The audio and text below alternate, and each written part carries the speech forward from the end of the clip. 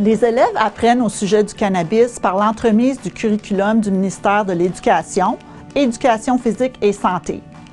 Le curriculum d'éducation physique et santé couvre d'une manière appropriée à l'âge des élèves la consommation de substances, les dépendances et les liens à la santé mentale, et ce, à partir de la 6e année. Le curriculum aide les élèves à acquérir les connaissances et compétences nécessaires pour adopter et conserver un mode de vie sain qui vise à décourager et à prévenir la consommation de drogue chez les jeunes.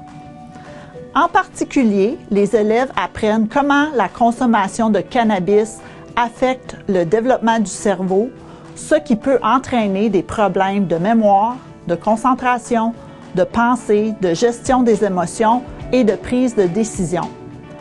Du point de vue de la santé mentale, l'élève apprend que pour certaines personnes, la consommation de cannabis peut augmenter l'anxiété, provoquer la dépression et, dans de rares cas, il peut résulter des symptômes de délire et de psychose. Les élèves apprennent également à faire des choix en matière de santé, en discutant les facteurs qui influencent ou non la consommation de substances, telles les valeurs personnelles, la pression des pairs, les influences des médias, la curiosité, les restrictions légales, les enseignements culturels et les effets sur les autres, tels la fumée secondaire. Il est également question du cannabis dans certains autres curriculums, par exemple, sciences sociales et humanités, études canadiennes et mondiales et le droit. Il peut arriver que certains élèves aient besoin de plus d'informations, qui peuvent être également fournies par l'entremise des écoles.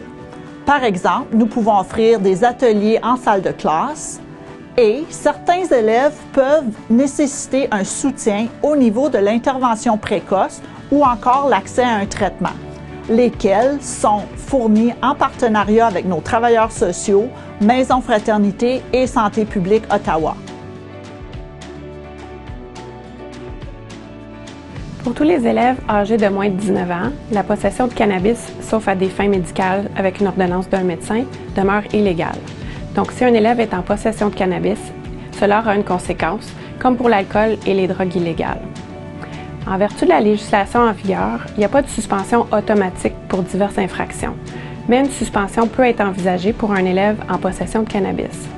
Avant de suspendre un élève, la direction de l'école doit examiner les circonstances individuelles de l'élève, tels que son âge et son niveau de développement. Ses antécédents comportementaux, donc est-ce que c'est la première fois que l'élève est trouvé en possession ou est-ce qu'il y a eu des incidents dans le passé? Et aussi l'impact que sa suspension aura sur son éducation. De plus, les directions doivent également tenir compte de facteurs atténuants, comme la capacité de l'élève à comprendre les conséquences de son comportement, son aptitude à contrôler son comportement, et si la présence de l'élève à l'école crée un risque inacceptable pour la sécurité des autres.